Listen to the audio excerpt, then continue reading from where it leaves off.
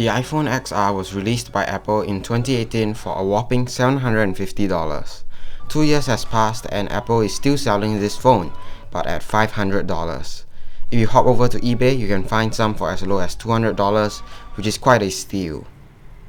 Price aside, the iPhone XR is still a very good phone in 2020. If you are planning to buy something like the iPhone 11, the iPhone SE 2020, or maybe a Samsung Galaxy S10e, hear me out, because you might as well want to consider the iPhone XR or XR. So what does the XR really have? Well, first, in terms of design, you have Apple's iconic notch with a 6.1-inch screen, and it's a glass sandwiched phone. And it looks really pretty. It looks just like the iPhone 11 or the iPhone 11 Pro, but the bezels are slightly thicker, which isn't a big deal considering the amount you're saving, even at launch. Well, it runs the latest iOS version, which is iOS 14.2, and trust me, this phone will fly through any 2020 app. So next is the battery life. So the battery life after 2 years of battery degradation, if you're gonna buy a used or refurbished one, is questionable. But the iPhone XR has good battery life from the start. So after 2 years of degradation, I'll probably say it's gonna get average battery life, which is gonna last about 4 to 5 or 6 hours of screen on time. That's what you should expect. And next is the camera. So the camera is probably the most controversial part of this phone. At its launch price of $750, there is only a single camera compared to the iPhone XS and XS Max with a dual camera. But this single camera is really capable. I would say this single camera is as good as the standard iPhone 11 camera, about 90% as good as the 11. All it loses compared to the 11 is the ultra wide camera, which shouldn't be a big deal breaker if you're gonna save another $200-300.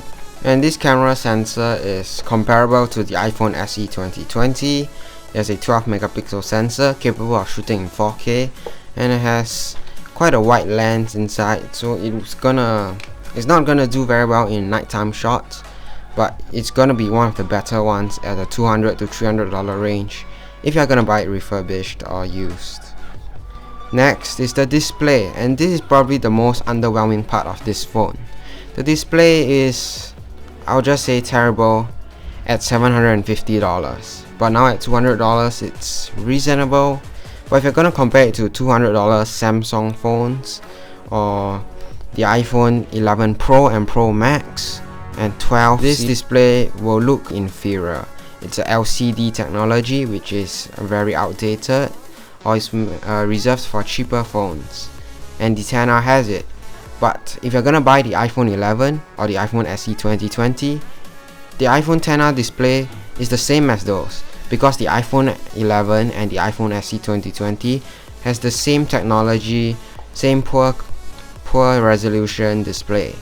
It's not that bad, but if you're gonna pay such an amount, the display is most underwhelming. Its pixel density is not gonna be pretty, and that's all I can say for the display. Not a good one. If you want a better display, you can always hop over to the Samsung Galaxy S10e.